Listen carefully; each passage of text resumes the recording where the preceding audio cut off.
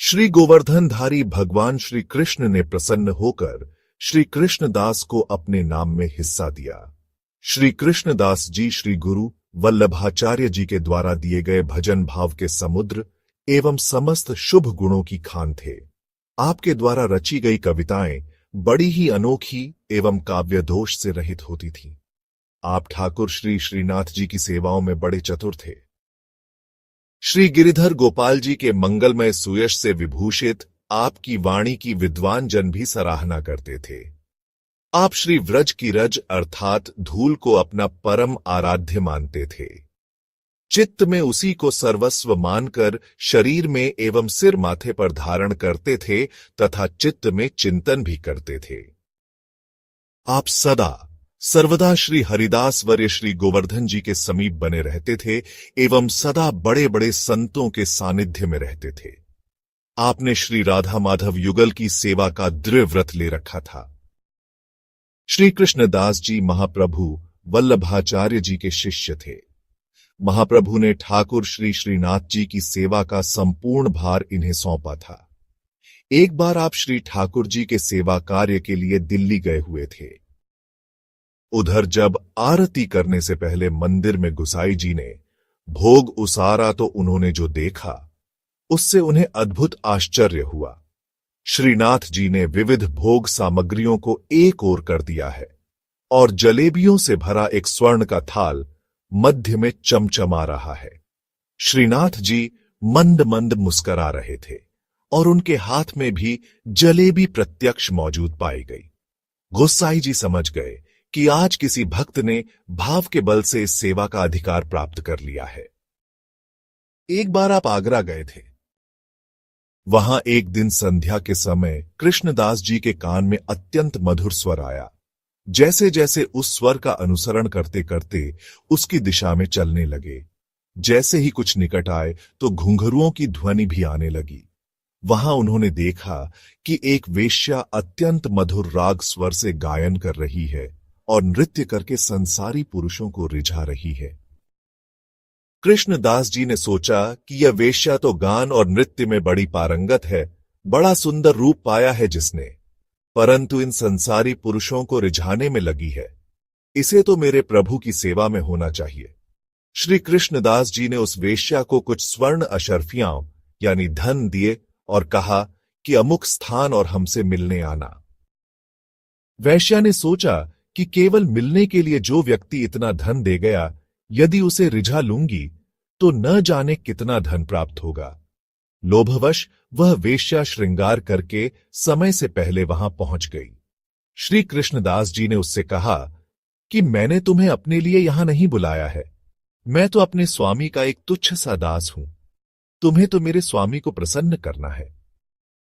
वेश्या ने सोचा कि जिसके दास का ऐसा वैभव है उसके स्वामी का कैसा वैभव होगा। कृष्णदास जी ने पूछा, क्या तू हमारे स्वामी के यहां चलकर गाना सुना सकती है? वह गोवर्धन में निवास करते हैं। मैं सत्य कहता हूं कि यदि तुमने उन्हें रिझा लिया तब तुम्हें जीवन में किसी को रिझाने की आवश्यकता नहीं होगी। उस धन की लोभी वेश्या ने तत्काल इनके साथ चलने की स्वीकृति दे दी।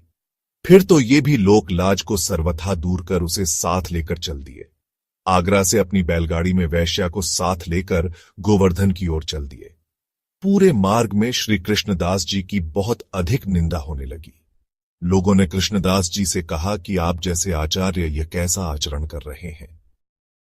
आचार्य जैसा करता है समाज भी उसी का अनुसरण करता है। अनेकों प्रकार से कृष्णदास जी की निंदा हुई, परंतु उनके मन में तो यही भावना थी कि किसी तरह यह स्त्री मेरे लाल जी की सेवा में पहुंच जाए। संत को क्या सम्मान और क्या अपमान। जीव का स्वभाव ऐसा है कि कोई उसके लिए जीवन भर हजारों सहयोग करने वाले सत्कर्म करे, परंतु एक बार अपराध बन जाए तो वह उस अपराध को याद रखता है, हजारों सहयोगों को याद नहीं रखता। परंतु प्रभु का स्वभाव ऐसा है कि राई के दाने के बराबर भी कोई उनका भजन करे तो प्रभु उस जीव को अपना मानकर मेरु समान मानते हैं और समुद्र के समान किए गए अवगुणों की ओर ध्यान नहीं देते। संतों ने वाणी में कहा है, अवगुण करे समुद्र सम गिनत न अपनो जान। राई के सम भजन को मानत मेरु समान। संत अकारण कृपालु होते हैं। वो कब किस पर क्यों कृपा करते हैं, यह समझना अत्यंत कठिन है। जिसको संत अपना मान लेते हैं, उसे भगवान को अपनाना ही पड़ता है, भले ही वह जीव कैसा भी हो। श्री कृष्णदास जी उस वेश्या को अपने संग श्री श्रीनाथ जी के मंदिर में लेवा लाए और बोले, आज तक तुमने संसारी लोगों को रिझाया है, अब हमारे श्री लाल जी को रिझाओ। देखो ये कैसे रिझवार हैं। जैसे ही मंदिर के पट खुले और वेश्या ने श्री श्रीनाथ जी का दिव्य दर्शन किया, वैसे ही प्रभु थोड़ा सा मुस्कुरा दिए। उस वेश्या के हृदय में तत्काल प्रेम प्रकट हो गया। वह प्रेम मतवाली हो गई और स्वर साध कर उसने आलाप किया। श्री कृष्णदास जी ने पूछा, क्या तुमने मेरे लाल जी को अच्छी प्रकार देखा?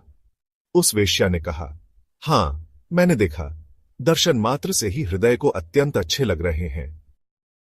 वेश्या ने अपने नृत्य, गान, तान, भाव भरी मुस्कान और नेत्रों की चितवन से श्रीनाथ जी को एकदम रिझा लिया।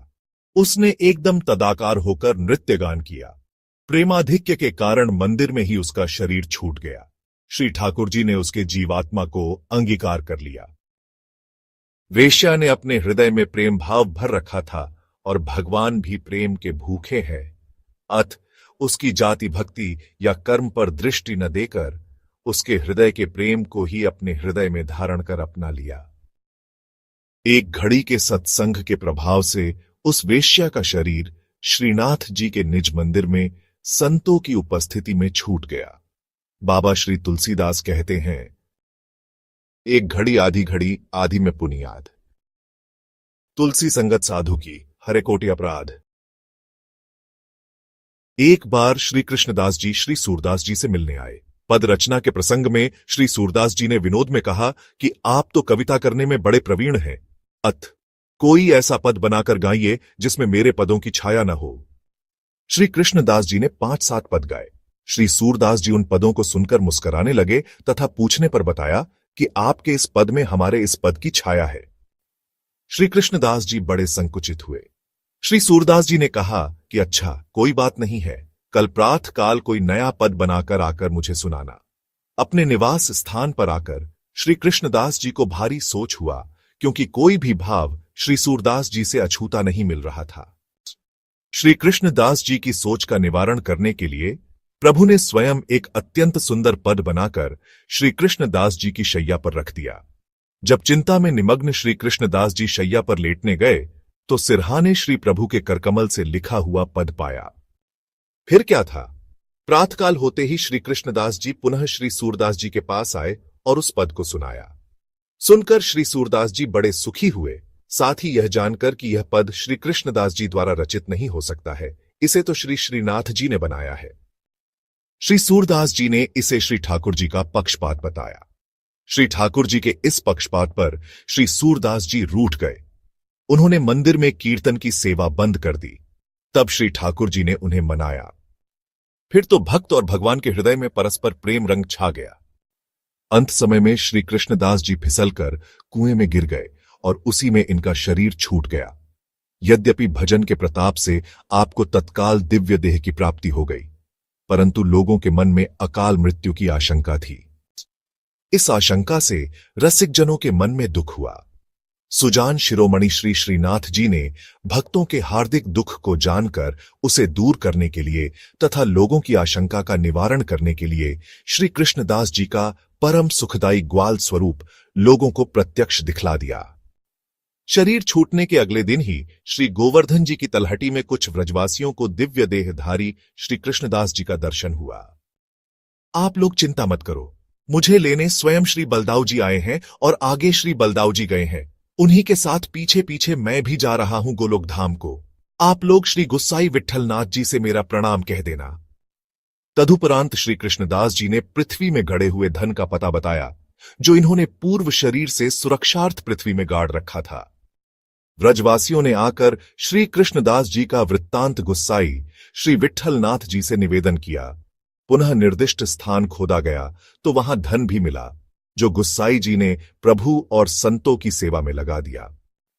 इस घटना से सबको विश्वास हो गया कि निश्चय ही इन व्रजवासियों को श्री कृष्णदास जी मिले थे, तथा दूसरी बात यह कि श्री कृष्णदास जी की अधोगति नहीं हुई, वे भगवान की नित्य लीला में सम्मिलित हो गए। यह कथा भक्तमाल कथा का भाग है।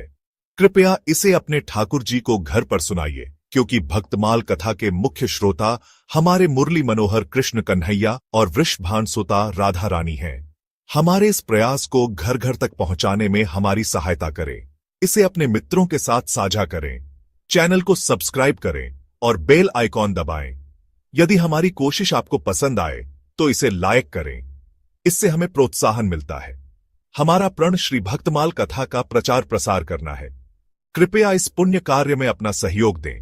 जय श्री राधे गोविंद।